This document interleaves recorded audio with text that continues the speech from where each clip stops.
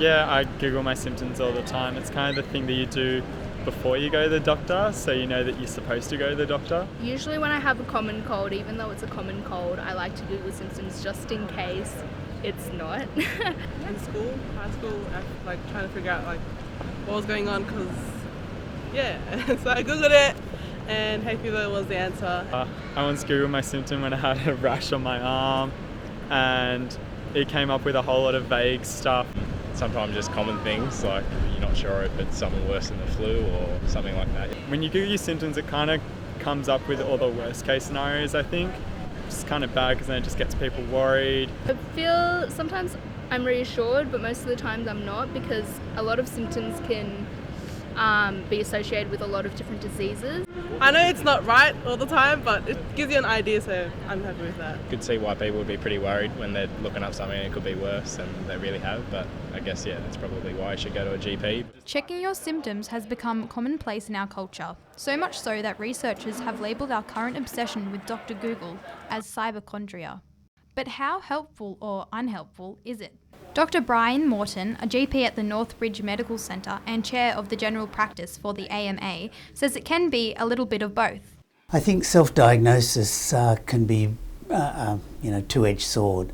Sometimes it's very good because it means people don't come in and waste time and self-resolve their issue, but other times it can diagnose wrongly and make patients very anxious. Often they'll come in and they've diagnosed a cancer, and it's sometimes very hard then to tell them that it doesn't fit the diagnosis of a cancer and they can relax.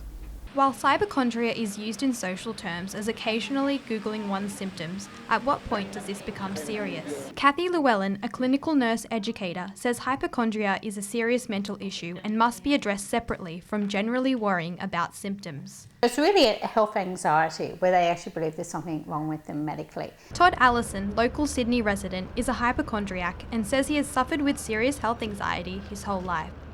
I had a panic attack, which is a lot of chest symptoms. I mean, if anyone's had a panic attack, feels like a heart attack to a lot of people. So ever since then, I've been kind of convinced I'm going to drop dead of a heart attack at any point in time, which is kind of shit, really, because you feel just, if you're thinking that you're going to die at any point in time, like not at any point in time, it's not that it could happen like in the distant future, 40 years from now. I'm convinced that I'm going to die in like 5 minutes' time.